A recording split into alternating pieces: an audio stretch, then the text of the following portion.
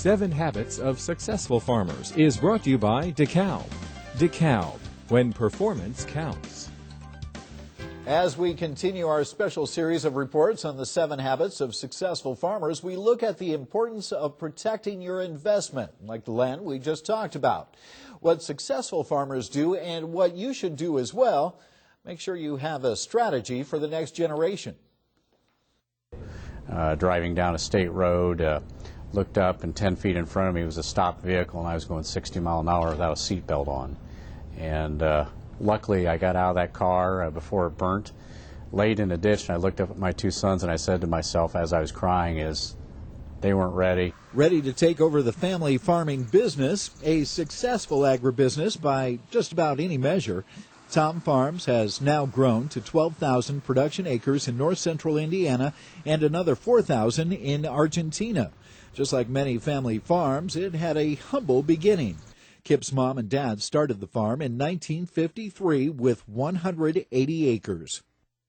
I think when we first started, we had no idea that it would evolve or grow to where it is today, and that, you know, your children would be part of the business. I guess you don't think about that when you're young and doing your day-to-day things and just trying to make a living enough to feed your family and clothe them. And it's always a man's goal, you know, to have a son that will grow up and take your place. Well, in this case, it was not only a son, it was the grandsons and granddaughters and daughter, and so that's our goal in life. Goals and family values are the cornerstone of the success of Tom Farms. Again, all this, I think, helps you understand how driven we are to maintain our core family values. Kip and the family want to protect the operation for generations to come. That's one reason they're getting help to develop their legacy plan, so that everyone is on the same page with goals and a vision. The process can involve frank discussions. Change is very difficult for people, and that's why most people hesitate to initiate, or that might be the primary reason for a hesitation in going into a succession plan. In some farming operations with another generation waiting in the wings, retirement planning may be as simple as an exit strategy with a lump sum payment.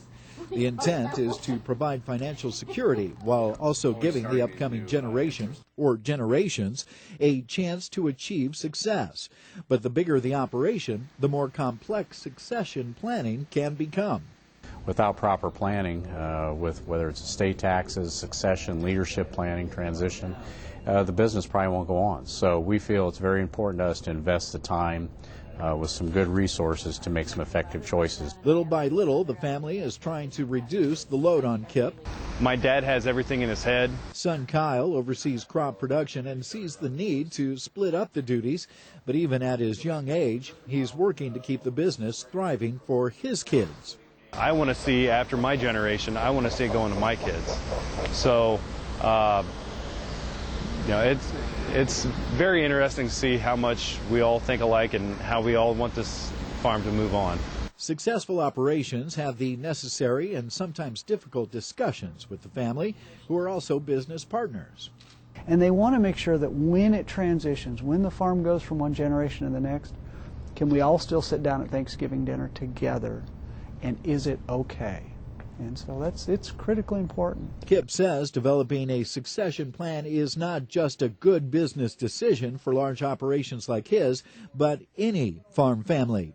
Maybe the complexity changes a little bit. Maybe some of the choices you make or have to consider are different.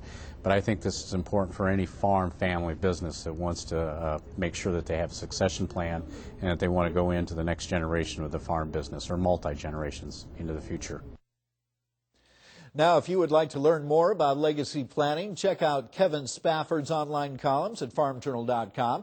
Plus, you can learn more about Farm Journal's Legacy by Design project, including an online survey that you can take. Next Friday, we'll look at the importance of building business relationships.